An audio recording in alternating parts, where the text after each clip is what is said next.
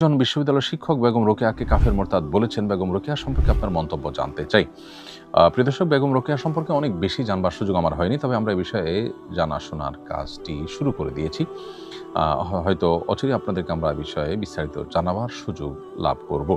তবে তার একটা বই থেকে আমি পাঠ করছি। তিনি তার এক বইয়ে লিখেছেন, আমাদিগকে অন্ধকারে রাখিবার জন্য পুরুষগণ ওই ধর্মগ্রন্থগুলিকে ঈশ্বরের আদেশপত্র বলিয়া প্রকাশ করিয়াছেন। পরের প্যারা তিনি আবার লিখেছেন, তবেই দেখিতেছেন এই ধর্মগ্রন্থগুলি পুরুষ রচিত বিধি ব্যবস্থা ভিন্ন আর কিছুই নহে। আরও অনেক কথা তিনি এখানে লিখেছেন, আমি সেগুলো আর কোট করতে যাচ্ছি না।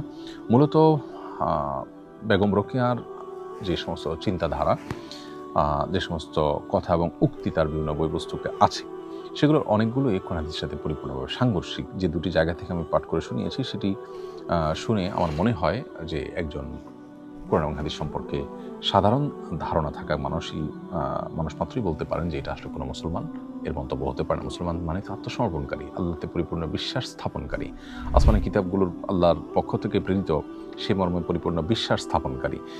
তিনি তার এই দ্বিতীয় পারার একটা পর্যায়ে বলেছেন যে মুনিদের বিধানে যে কথা শুনিতে পান, কোন স্ত্রী মুনির বিধানে হয়তো তাহার বিপরীত নিয়ম দেখিতে পাইতেন, কিন্তু স্ত্রী লোকদের সেরূপ যোগ্যতা কই যে মুনি ঋষি হইতে পারিতেন।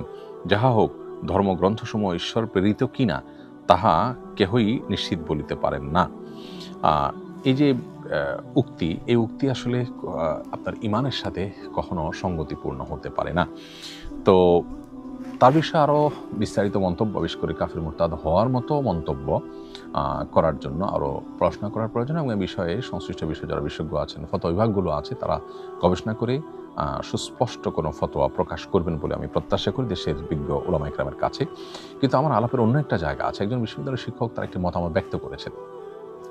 একটি মতামত ব্যক্ত করার পর তার ব্যাপারে যে পরিমাণ নেগেটিভ মন্তব্য এবং তাকে যে পরিমাণ কোণঠাসা করা হচ্ছে, আমরা প্রায় সময় দেখি যে এর বিপরীতে, অর্থাৎ কোনো ধর্মীয় ব্যক্তিত্ব সম্পর্কে এরকম নেগেটিভ কোনো মন্তব্য যদি কেউ করেন, তাহলে সেক্ষেত্রে সেখানে আমাদের এই তথাকথিত সুশীলদেরকে দেখা যায় তারা মত প্রকাশের স্বাধীনতা হিসাবে সেটাকে দেখবার চেষ্টা করেন।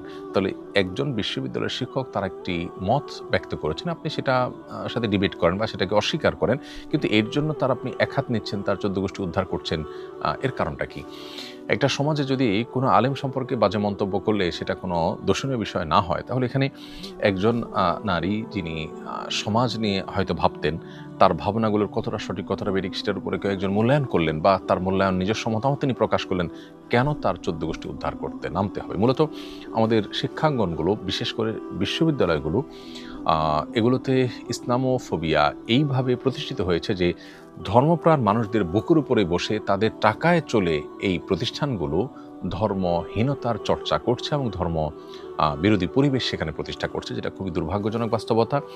এবং এই দুর্ভাগ্যজনক অধ্যায়ের বিরুদ্ধে আমাদের কাজ করতে হবে এবং আমাদেরকে এখানে যথেষ্ট অবদান রাখবার সুযোগ আছে। এবং এই নতুন বাংলাদেশে অন্তত ইসলামোফোবিয়া কোনো অবস্থাতে শিক্ষা প্রতিষ্ঠানগুলোতে থাকতে পারে না। আপনি বাংলাদেশের ভূখণ্ডে থেকে বাংলাদেশের মানুষের চিন্তা চেতনা আদর্শ পরিপন্থী কাজ করবেন, কেউ ধর্ম পালন করতে চাইলে, কেউ ধার্মিক হতে চাইলে তাকে কোণঠাসা করবেন, তার ব্যাপারে আপনি মত প্রকাশের কোনো স্বাধীনতা রাখবেন না, এই অবিচার কখনো মেনে যায় না। বিধায় এই শিক্ষক, যার ব্যাপারে এখন আপনার অনেক বেশি নেগেটিভ মন্তব্য এক শ্রেণীর মানুষ করছেন আমরা দেখছি, আমাদের উচিত তার পাশে দাঁড়ানো এবং তার ব্যাপারে কোনো প্রকার অবিচার হলে সেটার বিরুদ্ধে প্রতিবাদ জানানো এবং তার সহযোগিতা করা, এই ব্যক্তির সহযোগিতা করা এবং তার এই মত প্রকাশের স্বাধীনতার পক্ষে কথা বলা, এটা আমাদের কর্তব্য।